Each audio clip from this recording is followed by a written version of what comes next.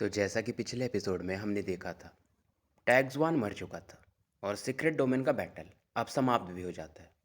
अब आगे और हारने का बड़ा रीज़न ये था कि टैग्स 1 को बहुत सारे लोगों ने अपनी एनर्जी प्रोवाइड की थी, तो ये लोग वैसे भी कमज़ोर हो चुके थे। और जाओ युवान अब इस बैटल के बाद और सीरियस हो जाता है, क्योंकि जितना ये सेक्रेट रेस से फाइट कर रहा था, इसे समझ में आ रहा था ये लोग काफ़ी ज़्यादा पावरफुल लोग हैं। और जाओ युवान समझ रहा था कि मिनिमम इसे सेंट स्टेज पे तो पहुंचना पड़ेगा, जल्दी से जल्दी। अब इधर जिन लोगों फिर से कांगीवान से जावीवान की तारीफ करते हैं। मतलब तुम लोगों के पास अब तुम 3 सेंट का ग्रुप होने वाला है। अब ये सुन करके लू लियो को अच्छा तो नहीं लगता, पर ये कुछ कह कर भी नहीं सकती थी, क्योंकि इन्हें ये लगता था कि यहाँ पर जू बेयान ज़्यादा चमकेगा। पर पूरा जो लाइमलाइट था वो जावीवान के पास जा चुका था। और गाइज ये नॉवेल 10 से 15 दिन में ख़त्म होने वाला है। तो अगला नॉवेल जो भी स्टार्ट करूँगा स्टार्टिंग से ही करूँगा, बीच में से मैं खुदने वाला नहीं हूँ। तो मेरा मेन फोकस एक एब्सोल्यूट रेजोनेंस पे है, जो कि सेम ऑथर का है, जिसके बारे में मैंने पहले भी बताया था। या अगर एक मूचेन की बेटी वाला सीरीज़ मिलता है मुझे, और जाओ युआन के बेटे वाला इंग्लिश में, तो उसे भी एक्सप्लेन कर सकता हूँ। बाकी अगर आपका कोई सजेशन हो, पर वही नोवेल बताना जो शुरू से एक्सप्लेन करना हो। आगे बढ़ते हैं। इधर कांग युवान भी इस दौरान कहते हैं कि जाओ युआन सच में काबिल तारीफ है, पर फिलहाल उसे इतना ज़्यादा प्रेज़ नहीं करना चाहिए। ये ऐसा चाहते थे कि इनके डिसाइपल पे किसी की नज़र न लगे। वहीं दूसरी तरफ सेंट एक्सपर्ट्स टाइग्स 1 को यूजलेस बोलते हैं। अब हालांकि वो मारा जा चुका था, खास करके वहाँ के प्राइम सेंट टाइमी। अब इधर जावीवान को दिखाया जाता है, जो कि आखिरी रास्ते की तरफ दिखता है, जहाँ पर जू बेयान वगैरह खड़े थे। और जाओ युवान जू बेयान के आसपास आके रुकता है। जू बेयान यहाँ पर जाओ युवान की तारीफ करता है। कॉन्ग्रेचुलेशन ग्रैंड एल्डर जाओ युवान, आप सच में काफ़ी अमेजिंग हो। पर जाओ युवान तुरंत ही कहता है कि जू बेयान, अब समय हो चुका है कि मेरे और तुम्हारे बीच का जो मैटर है हम उसे भी सेटल कर ले। जू बेयान एक्टिंग करता है कि हमारे बीच में कौन सा मैटर था। तुम्हें ऐसा लगता है कि मैंने वो डिफेंसिव बाउंड्री जानबूझ के जल्दी बंद कर दिया था, पर भाई बाकी लोगों को अभी तो देखना था। और बाकी लोग भी ये सुन करके यही कहते हैं कि ग्रैंड एल्डर जाओ युवान, इसमें जू बेयान का कोई फॉल्ट नहीं था। और ये लोग कहते हैं कि आप बड़ा पिक्चर देखिए ग्रैंड एल्डर जाओ युवान, बहुत लोग बच गए। जू बेयान बातों में मैनिपुलेट करने में बहुत आगे का बंदा था, और एकदम एक्टिंग करता है कि भाई बाउंड्री का जो रिस्पॉन्सिबिलिटी था मेरे ऊपर था, तो मैं लोगों की जान जोखिम में नहीं डाल सकता था। जाओ युवान भी इस दौरान कहता है कि तुम्हारी एक्टिंग हो गई। अब जू बेयान कहता है कि तुम चाहते क्या हो। अब जाओ युवान सबको बताता है कि मैं बाउंड्री की वजह से ऐसे कुछ नहीं बोल रहा हूँ। एक्चुअली में हमें एक स्पिरिचुअल पावर ने खास करके मुझे थोड़े समय के लिए डिले करा दिया था, जिसकी वजह से मैं उस अटैक का शिकार हुआ था। और जाविमान का इशारा था कि ये काम जू बेयान ने किया था। अब जू बेयान भी यहाँ पर थोड़ा बहस करता है कि भाई तुम्हारा ठीक है काम ज़्यादा है, बट मैंने भी यहाँ पर बैटल लड़ा है। पर इस दौरान तब यहाँ पर एक आवाज़ आती कि वो स्पिरिट किसका था, मैं उसके बारे में बता सकता हूँ। और यहाँ पर 3 लोग प्रकट होते हैं, जाओ मुसेन, वू याओ और सू युवे। अब लोग इनके भी बॉडी से एक प्रेशर फील करते हैं, जो कि normal first law domain stage से कहीं ऊपर था। जब युवान ने पलट के इनकी तरफ देखता है, इनके पावर भी काफ़ी बढ़ चुके थे, क्योंकि युवान ने इनको भी एंसेस्ट्रल ड्रैगन का जो स्पिरिट एसेंस मिट्टी के अंदर से निकाला था, इन्हें भी दिया था। और जाओ युवान की पहली नज़र वू याओ पर पड़ती है, पर वू याओ इस दौरान जाओ युवान को एकदम ऑकवर्ड लुक से देखती है। सू युवे एक स्माइल देती है, पर इसके भी आंखों में थोड़ी सी वो शर्माहट, एम्बेरसमेंट थी, क्योंकि इसने भी तो एक ब्रिज बनाया था खुद को जाओ युवान और वू याओ को लिंक करने के लिए, यानी पावर इजीली पास हो पाए। और उस चीज़ों को याद करके इसका हार्ट बीट भी काफ़ी बढ़ जाता था। अब जाओ युवान जाओ मुशन की तरफ देखता है, जिसके हाथ वगैरह जो इसने काटा था वो आ चुके थे, और ये पूछता है तुम ठीक तो हो। जाओ मुशन भी कुछ बोलने वाला था, पर तभी दो आंखें, यानी दो दो आंखें इसकी तरफ देखती है, और ये फिलहाल कुछ बोलता नहीं है।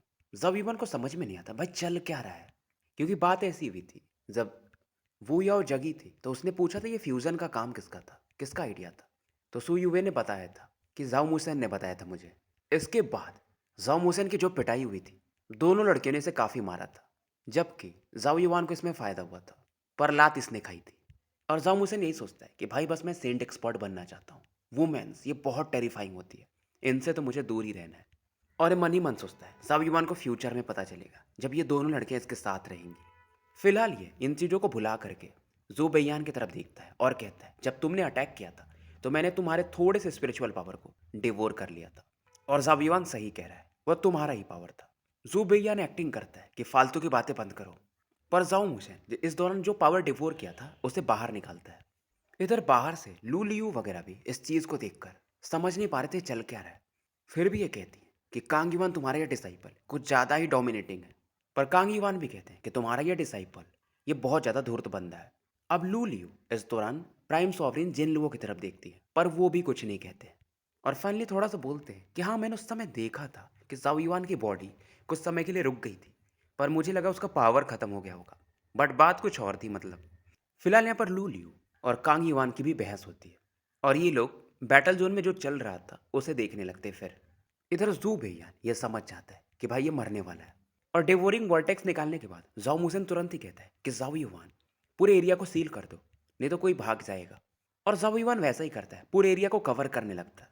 जू भैया इस दौरान सोचता है कि यार कहीं ये लोग मुझे डराने की कोशिश तो नहीं कर रहे हैं।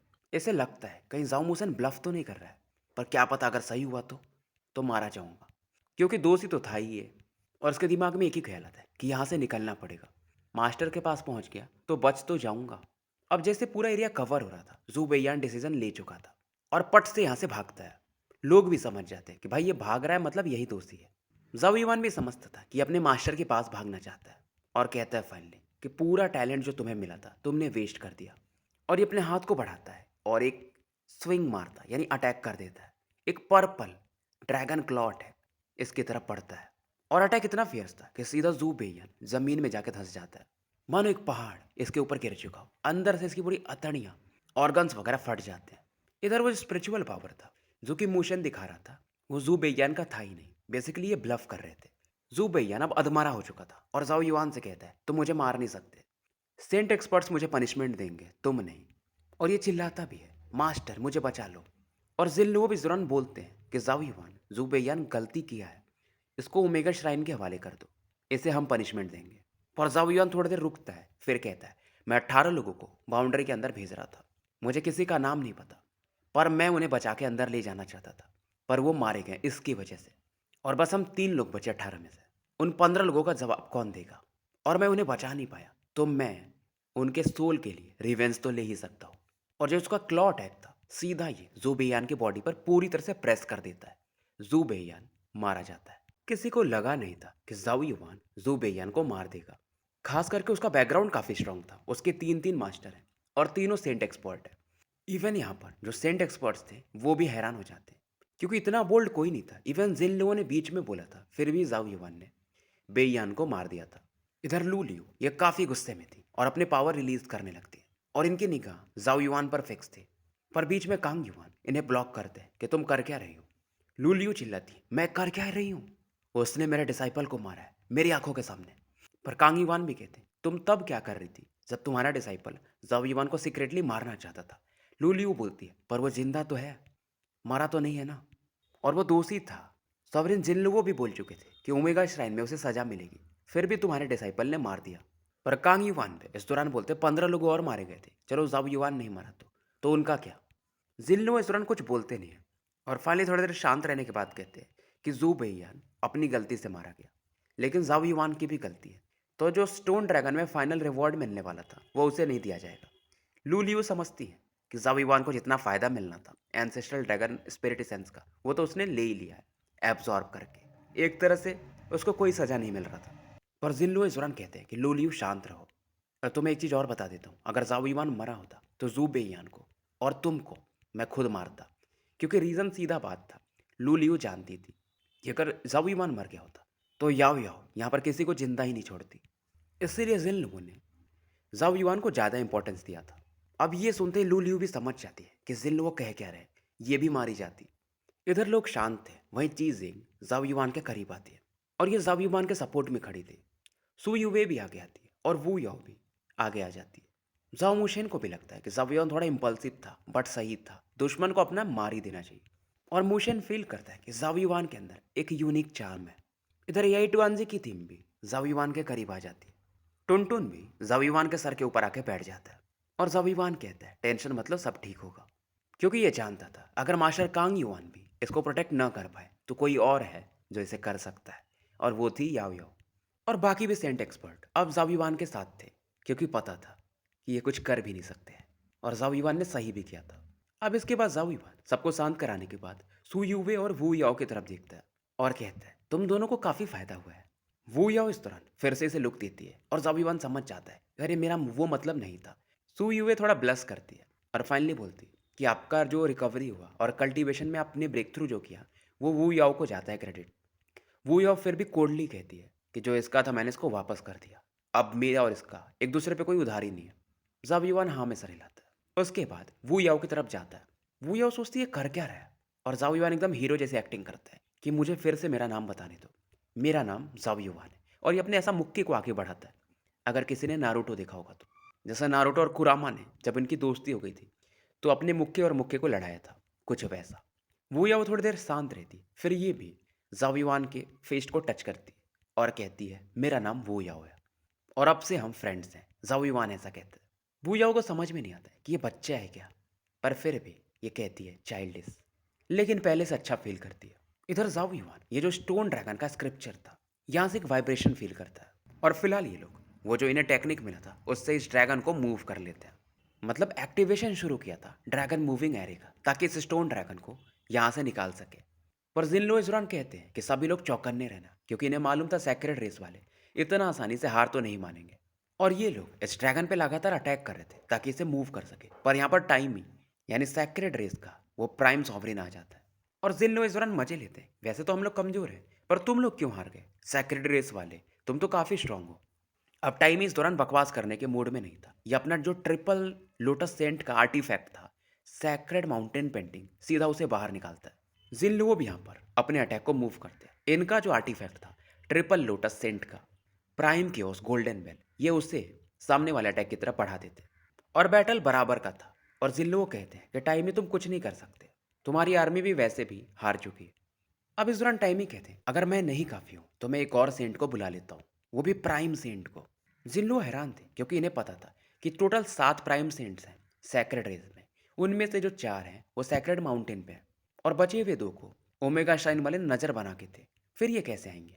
अब टाइमी हंसते हैं कि हमारे जो गॉड है यानी सैक्रेड गॉड वो डीप स्लीप में है और जेनेसिस की उन्हें चाहिए रहता है उन चारों सेंट्स का, ताकि वो अपनी इंजरीज को रिकवर कर पाए।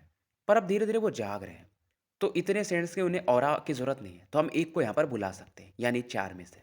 और यहाँ पर एक प्राइम सेंट और प्रकट होता है जो कि जायंट एक्स लेके था और इनका नाम था प्राइम सेंट टियानजान। अब इस दौरान जो 2 प्राइम सेंट बचे थे ओमेगा श्राइन में, क्योंकि सैक्रेड रेस के पास तो 7 थे, पर 5 हेवेंस के पास टोटल 3 ही प्राइम सॉवरिन्स हैं, तो उन दोनों की भी नज़रें खुलती हैं।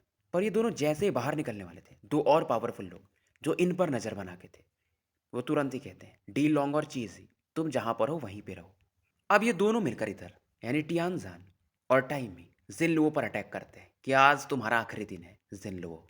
जिन इन इनकमिंग अटैक्स को देखते हैं और समझ जाते हैं कि इनके ओमेगा श्राइन के जो 2 और प्राइम सेंट्स हैं वो आ नहीं पाएंगे, क्योंकि उन्हें वो 2 जो सैक्रेड रेस वाले बंदे हैं प्राइम सेंट्स वो रोक के बैठे हैं।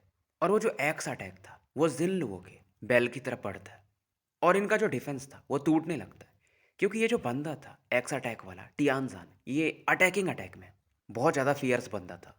हालांकि इसका एक्स गायब होने लगता है धीरे धीरे, पर बेल पर एक मार्क छोड़ जाता है और ये फाइनली कहता है कि जिन तुम्हारा ये जो गोल्डन बेल है पहले से काफ़ी स्ट्रांग हो चुका है।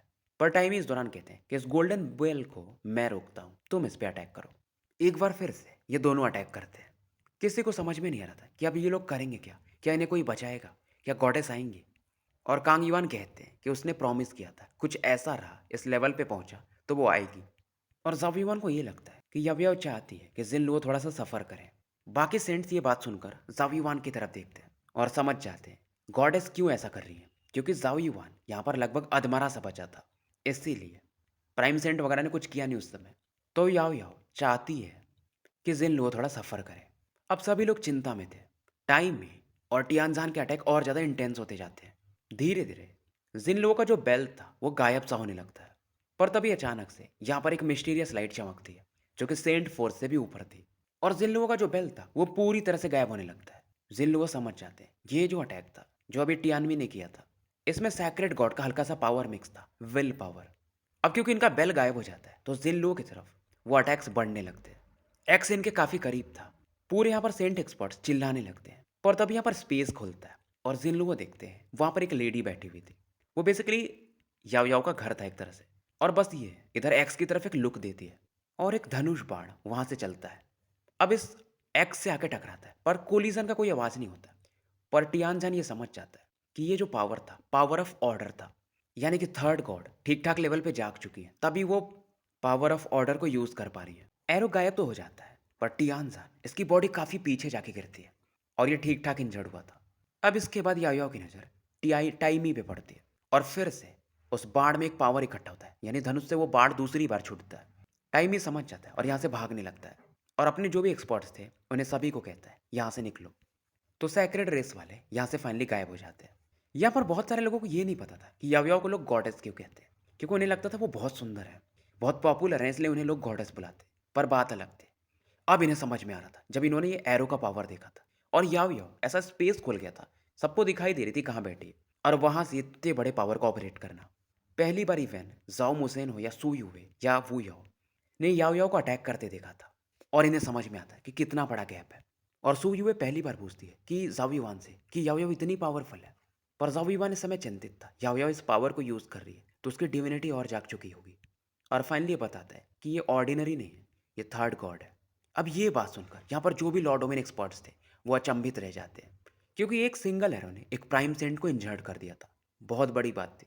इधर जिन लोगों फाइनली याओ याओ की तरफ एक स्माइल देते हैं कि अगर आपने थोड़ा और लेट किया होता तो मेरी बूढ़ी हड्डियाँ ये शायद टूट चुकी होती, पर फिर भी आपको थैंक्स।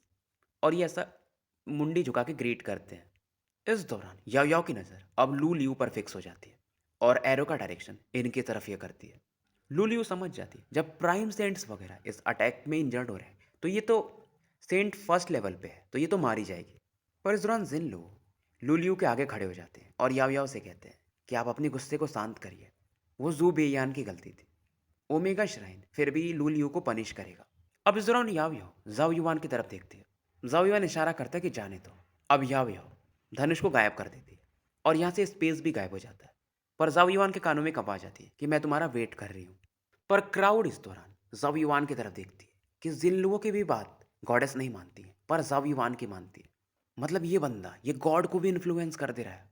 और बाकी सेंट्स को समझ में आता है यार ये बंदा तो हमारे लिए ट्रेजर है, इसकी रेस्पेक्ट करेंगे, इसे हम अपना एंसेस्टर भी कह सकते हैं, मतलब इसकी वजह से हम सुरक्षित रह सकते हैं। तो स्टोन ड्रैगन का जो किस्सा था अब खत्म हो चुका था और जाओ युवान की इज्जत बढ़ चुकी थी।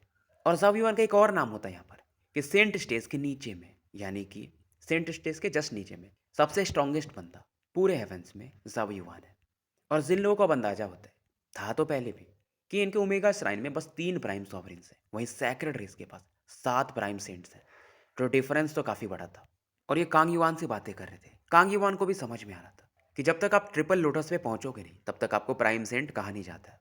इधर फाइनली ये लोग ड्रैगन मूविंग एरे को पूरी तरह से यूटिलाइज कर लेते हैं। और जाओ युवान अब सोचता है इसके अंदर से जो भी एंसेस्ट्रल ड्रैगन का विल वगैरह निकलेगा, इससे इन्हें पिल्स बनाना है, उसके बाद ये कांगजुआन हेवन लौटेगा। क्योंकि इसे कुछ मैटर्स था जो कि शेंग युवान, जो कि सैक्रेड पैलेस वाला बंदा है, उसके साथ सेटल करना था। इधर टुनटुन इसके सर पे आके बैठ जाता है और बोलता है कि भाई चलो, याओ याओ वेट कर रही होगी। जाओ युवान सबको बाय करता है और यहाँ से निकल जाता है। अब यहाँ पर सीन शिफ्ट होता है और याओ याओ को दिखाया जाता है जो कि मस्त कुर्सी लगा करके एकदम बगीचे में बैठी थी। और जाओ युवान इसे देखकर फील करता है कि मानो थोड़ी टायर्ड हो उस पावर को यूज़ करने के बाद। और युवान कहता भी है कि फ्यूचर में ये पावर यूज़ मत करना। अब जाओ युवान कहता है तुमने आंखें बंद करके क्यों रखी है। याओ याओ बोलती है कि तुम डर जाओगे। अब जाओ युवान को गुस्सा आता है कि भाई खोलो फिर। जाओ युवान इसकी आंखों में देखता है, जब ये खोलती है तो मानो उसका कोई अंत ना हो, एक अलग ही भंवर सा इसकी आंखों में बन रहा हो। और जाओ युवान सच में एक फियर तो फील करता ही है। यह ऐसी आंख थी जो गॉड की होती है, सीधा सीधा कहे तो। अब जाओ युवान पूछता है कि ऐसा क्यों हो रहा है। याओ याओ बताती है कि मैंने अभी जो पावर यूज़ किया उसकी वजह से जो मेरा डिविनिटी है वो और फास्ट तरीके से रिकवर हो रहा है। जाओ युवान फिर से बोलता है कि यार मैं अभी भी स्ट्रांग नहीं हूँ, नहीं तो तुम्हारी ज़रूरत नहीं पड़ती। पर याओ याओ भी बोलती है कि मुझे पता है तुम ऐसी बातें मत किया करो, तुमने काफ़ी मेहनत किया है, तुम काफ़ी स्ट्रांग बन चुके हो और तुम उस लेवल पे एक न एक दिन पहुंच ही जाओगे। और धीरे धीरे समय के साथ याओ याओ लोगों से डिटैच होते जा रही थी। बस जाओ युवान के सामने ये थोड़ी ह्यूमन थी। और इन चेंजेस को देखकर कहीं ना कहीं जाओ युवान के दिल में एक दर्द तो होता ही था। और ये फिर से बोलता है कि ये पावर यूज़ मत करना दोबारा। और जाओ युवान इससे बोलता है ठीक है तुम पावर यूज़ नहीं करोगी तो कोई ना कोई तो फाइट करेगा ही ना, तुम्हें क्या ज़रूरत है। क्योंकि जाओ युवान चाहता नहीं था कि याओ याओ पूरी तरह से अपना इमोशन खो दे। और फिलहाल ये दोनों एक दूसरे को हक करने लगते। अब इस दौरान याओ याओ गले तो लगी थी पर इससे तुरंत ही बोलती कि तुम्हें मेरे से गले लगने में मजा आया या वू याओ के पास जो सैक्रेड ड्रैगन ब्लेसिंग्स थी उसे लेने में। ज़ाओ युआन ये एकदम अचंभित सा हो जाता है और कहता है, तुम बात क्या कर रही हो, मुझे नहीं पता। मैं तो बेहोश था, मुझे क्या पता। और ये सोचता है कि क्या उसने सच में कुछ ऐसा गड़बड़ किया था। याओ याओ भी बोलती है, फर्क नहीं पड़ता है, वैसे भी उसने तुम्हें बचाया है। और ज़ाओ युआन कहता है, देखते हैं वो कुछ बताती है कि नहीं फ्यूचर में। अपने मन में ऐसा ये सोचता है। और याओ याओ बोलती है कि इस बार तुम्हें कुछ नहीं मिला। ज़ाओ युआन बोलता है कि अरे मैं लॉ डोमेन स्टेज पे तो पहुंच ही गया। पर याओ याओ फिर से हंसती है कि कोई नहीं, पिल्स के लिए तो हमारे पास ही आएंगे वो, तो अब फ्री में तो हम कुछ करेंगे नहीं, तो जिन लोगों को बदले में कुछ ना कुछ तो देना ही पड़ेगा। इधर ज़ाओ युआन का जो नाम था सभी हेवेंस में फेमस हो जाता है। अब इधर कुछ दिन बीतता है और जिन लोग यहाँ पर याओ याओ से मिलने आते हैं पिल रिफाइनरी के लिए। पर याओ याओ कहती है वो सब तो ठीक है, पर हम ऐसी पिल्स थोड़ी रिफाइन करेंगे, इन्हें रिफाइन करने में 6 महीने लगेंगे। जिन लोग समझ जाते हैं और कहते हैं, गॉडेस अगर आपका कोई रिक्वेस्ट है तो आप बोल सकती हो। याओ याओ सीधा बोलती है, 20 बूंद एंसेस्ट्रल ड्रैगन के स्पिरिट एसेंस का। और मेरा एक और रिक्वेस्ट है, इस चीज़ को ले जाओ और इसे रिफाइन करके ट्रू सेंट ऑब्जेक्ट में बना देना। और ये था सिल्वर शैडो। अब जिन लोग ये सोचते हैं कि यार ज़ाओ युआन ने पहले ही 10-12 बूंद तो ड्रैगन एसेंस का लिया ही था, अब 20 बूंद और उसके अलावा ये सेंट ऑब्जेक्ट में इस चीज़ को बदलना है। इधर ज़ाओ युआन बगल में बैठा था पर वो बीच में कुछ बोलता नहीं। पर जिल्लू फाइनली इन बातों को मान लेते हैं। जिल्लू इस दौरान युआन की तरफ देखते जो कि ऐसे एक्टिंग कर रहा था कि मानो ये भी कुछ नहीं कर सकता इस बीच में। और जिल्लू ये भी जानते थे कि फ्यूचर में ज़ाओ युआन ट्रिपल सोटल लोटस सेंट पे तो पहुंच ही जाएगा। डिस्कशन के बाद जिल्लू यहाँ से निकल जाते हैं। अब इस दौरान समय बीतता है और धीरे धीरे पांचों हेवेंस फिर से एकदम शांत हो जाते हैं और यहाँ पर द ग्रेट एल्केमी हॉल को दिखाया जाता है। पहले जहाँ ज़ाओ युआन को Lord domain experts aura supply करते थे पिल रिफाइनरी में, अब यहाँ पर सेंट एक्सपर्ट्स थे ओमेगा श्राइन के 2-3, वो लोग ये काम करते थे। और ये टोटल 3 थे। हालांकि ये तीनों वन लोटस स्टेज पे थे पर फिर भी काफ़ी थे। अब इन चक्कर में क्योंकि सेंट स्टेज के बंदों का पावर को कंट्रोल करना और पिल को मैनिपुलेट करना, तो ज़ाओ युआन की जो कैपेबिलिटीज थी वो और बढ़ते जाती है। और तीनों सेंट्स भी हैरान थे कि ज़ाओ युआन ये जो पिल फायर ये लोग तीनों सेंट्स मिलके बना रहे थे उसे विथ स्टैंड कर ले रहा था। ज़ाओ युआन अब इस दौरान समय के साथ यहाँ पर थोड़ा कल्टीवेट भी करता है और फाइनली अपनी आंखें खोलता है। और इस बार इसका स्पिरिचुअल पावर ही बढ़ रहा था। और ये संकेत था कि ज़ाओ युआन का जो स्पिरिचुअल पावर था वो इंटरमीडिएट ऑल रोमर स्टेज के करीब था। और ज़ाओ युआन इन तीनों सेंट्स को भी थैंक यू बोलता है। सेंट्स फाइनली यहाँ से निकल जाते हैं। इधर ये तीनों भी ऐसे बागान में टहलने लगते हैं। टुनटुन भी यहाँ पर इनके साथ था। और ज़ाओ युआन अब समझ रहा था क्योंकि लॉ डोमेन के ये पिनैकल पर था, पर सेंट स्टेज में जाना सच में काफ़ी टफ था। और याओ याओ कहती है, अभी तुम्हें 2-3 महीने हुए लॉ डोमेन स्टेज पे पहुंचे और तुम्हें सेंट बनना है। पर ज़ाओ युआन इस बात पे चिंतित था क्योंकि इन महीनों में सैक्रेड रेस से कुछ हलचल नहीं हुई थी और ये समझ रहा था आगे का बैटल और ज़्यादा टफ होने वाला था। तो ये जल्दी से सेंट लेवल का एक्सपर्ट बनना चाहता था। फिलहाल इसके दिमाग में एक बात क्लिक करती है कि तुमने मुझे जब ये एंसेस्ट्रल ड्रैगन स्क्रिप्चर दिया था तो एक बात कहा था कि ग्रेड 9 का जेनेसिस की इसका लिमिट नहीं है। याओ याओ जिसके हाथों में टुनटुन था ये अचानक से रुकती है और ज़ाओ युआन की तरफ देखती है और कहती है, मुझे लगा नहीं था कि तुम इस चीज़ को याद रखे होगे, क्योंकि नॉर्मली इस दुनिया में जेनेसिस की को 9 ग्रेड्स में डिवाइड किया गया और 9वां ग्रेड हाईएस्ट है। तो फिलहाल ज़ाओ युआन टॉप लेवल पे था। ज़ाओ युआन स्माइल करता है कि तुमने ऐसे तो नहीं बोला होगा। और क्योंकि ज़ाओ युआन ने इन दोनों बहुत सारे बुक्स पढ़े थे पर हर जगह ग्रेड 9 के की को हाईएस्ट लेवल बताया गया था। पर याओ याओ ने कहा था तो इसके पीछे कुछ तो रहस्य होगा। और याओ याओ फाइनली बोलती है कि ग्रेड 9 के ऊपर होता तो जरूर है पर आज तक कोई उस लेवल पे गया नहीं। और तुम अगर ये सोच रहे हो कि ग्रेड 9 के ऊपर जा करके यानी तुम्हारा की ऊपर बढ़ेगा तो तुम सेंट लेवल पे पहुंच जाओगे, तो ये तुम्हारी गलती है। और फाइनली इन सब चीज़ों को छोड़कर ये बताती है कि ancestral dragon scripture sacred God भी इसके पीछे थे, क्योंकि ये दुनिया का नंबर 1 कल्टीवेशन आर्ट है। और जो फिलहाल सैक्रेड रेस वाले यूज़ करते हैं जिसे वो एंसेंट गॉड स्क्रिप्चर कहते हैं वो इसी का वर्जन है। और एंसेस्ट्रल ड्रैगन स्क्रिप्चर क्योंकि एंसेस्ट्रल ड्रैगन ने छोड़ा है तो इसके पीछे काफ़ी बड़ा रहस्य है। इवन सैक्रेड गॉड भी उसे समझ नहीं पाए। और ये बोलती है कि इन सेंट्स पावर को यूज़ करो और अपना पावर धीरे धीरे बढ़ाते रहो। यावे उस दौरान आगे बढ़ती है और इसके चाल वगैरह को देखकर युवान फिर से थोड़ा सा बहक जाता है। फिलहाल ये अपने कल्टीवेशन पे फोकस करता है कि ये जो पिल रिफाइनिंग का काम है जो 6 महीने चलने वाला है तो इसमें इसको समझ में आ जाएगा कि सेंट स्टेज में इसको कैसे जाना है। इधर सीन शिफ्ट होता है और सैक्रेड रेस का जो मेन हेवन था सेंगजोउ हेवन उसे दिखाया जाता है। यहाँ पर एक माउंटेन था जिसे कि हम सैक्रेड रेस का सैक्रेड माउंटेन कहते हैं और यहीं पर सैक्रेड गॉड का जन्म हुआ था ऐसा कहा जाता है। यहाँ पर 7 लोटस प्लेटफॉर्म को देखा जा सकता था और इनका डिस्कशन चलता है कि स्टोन ड्रैगन वाला मैटर हम हार चुके हैं और थर्ड गॉड उनका पावर लौट रहा है। अभी वो पूरी तरह से रिकवर नहीं हुई तो हमारे पास चांस है। हालांकि हमारे गॉड थर्ड गॉड को लेकर चिंतित नहीं है, पर हमें फिर भी ध्यान तो देना पड़ेगा। इधर ये सातों डिस्कशन कर रहे थे और नीचे में एक होल था, एक अलग डोमेन था। वहाँ से एक लाइट बाहर निकलती है और वहाँ से एक आवाज़ आती है कि जाओ, उसे मार दो। इधर समय बीतते जाता है और ये जो 6 महीने का समय था, वो निकल जाता है। और इन 6 महीनों में युवान पूरे टाइम ऑल हेवन सिटी में ही रहता है और पिल रिफाइनरी में लगा रहता है और अपने स्ट्रेंथ को बढ़ाने में। और इनकी मदद से बहुत सारे लॉ डोमेन स्टेज में भी थर्ड लॉ पर लोग पहुंच चुके थे। और जो लोग नासेंट सोर्स पे थे, वो लॉ डोमेन स्टेज पे।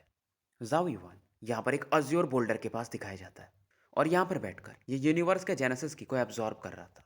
और इसके बॉडी में एंशियंट रोर्स को सुना जा सकता था। याओ याओ जो कि दूर एक ब्रांच पे बैठी थी, इसकी तरफ देखती है और वाइन तो हमेशा ये पीते ही रहती है। लोगों को चेंज ना पता चले जाओ युवान के अंदर, पर इसे पता चलता था क्योंकि इस समय जो जाओ युवान के अंदर वो जो सैक्रेड ड्रैगन की था, वो काफ़ी तेजी से वाइब्रेट कर रहा था। और जाओ युवान के मेरिडियंस, बोन्स, फ्लैश हर जगह मानो एक इवोल्यूशन हो रहा हो। और जाओ युवान के स्किन पर एक पर्पल गोल्डन लाइट को देखा जा सकता था। टुनटुन भी दूर से देख रहा था और ये भौंक रहा था क्योंकि पास्ट में जब एंसेस्ट्रल ड्रैगन ने अल्फा होली बीस्ट यानी टाउटी को बनाया था, यानी टुनटुन को, तो साथ में उन्होंने सैक्रेड ड्रैगन को भी बनाया था। और ज़ाविवान की बॉडी धीरे धीरे अल्फा होली बीस्ट के जैसी हो रही थी, पर ये ह्यूमन फॉर्म में था, ह्यूमन के रूप में इसका चेंज हो रहा था। याव याव इस दौरान टुनटुन को शांत करवाती और इसके चेहरे पर एक अलग स्माइल था। धीरे धीरे समय के साथ वो जो तीनों सेंड एक्सपर्ट्स का पावर रहता था, उसको ज़ाविवान थोड़ा यूटिलाइज करता था और इसकी बॉडी और ड्रैगन की एक हारमोनी में आ रहे थे, एक बैलेंस क्रिएट करने लगे थे। तो धीरे धीरे समय के साथ सैक्रेड ड्रैगन की युवान के बॉडी के साथ अलग तरह से फ्यूज होने लगती है। जब युवान भी इधर फाइनली अपनी आंखें खोलता है और इसकी जो आंखें थी वो पर्पल गोल्ड कलर की थी और उसमें एक ड्रैगन पावर को देखा जा सकता था। और जाविवान जब आंखें खोलता है तो एक पावर बाहर निकलता है, पर याव याव इसे तुरंत ही गायब कर देती है। इस दौरान जाविवान इसके माइंड में एक इन्फॉर्मेशन ट्रैवल करने लगता है एंसेस्ट्रल ड्रैगन स्क्रिप्चर के अंदर से, और वो था एक सेंट जेनेसिस आर्ट। फिलहाल ये दोनों काफी खुश थे, पर यहाँ पर प्राइम सॉवरेन जिनलो और कांग युवान अचानक से प्रकट होते हैं। जिनलो इस दौरान जाव युवान की तरफ देखकर सरप्राइज होते हैं और कांग युवान की भी आंखों में एक अलग ही सरप्राइज था। और कांग युवान ये भी कहते हैं, मतलब मैं तुम्हारा मास्टर कहाँ हूँ, एक तरह से तुम्हारी मास्टर तो याव याव ही है। और याव याव कहते हैं कि तुम्हें मुझे फिर थैंक्स बोलना चाहिए कि मैं तुम्हारी मास्टर हूँ। पर जाव युवान कहते हैं अब मैंने तुम्हें खुद को समर्पित कर दिया, और क्या करूँ। याव याव इसे लुक देती है। फिलहाल जिनलो और कांग युवान थोड़ा सीरियस थे कि एक बहुत इंपॉर्टेंट चीज़ है जो तुम्हें बतानी है, और ये मैटर है कांग युवान हेवन से रिलेटेड। जाव युवान भी एकदम खड़ा हो जाता है। तो स्टोरी यहीं समाप्त करते हैं और मिलते हैं फिर कल एक नए वीडियो के साथ।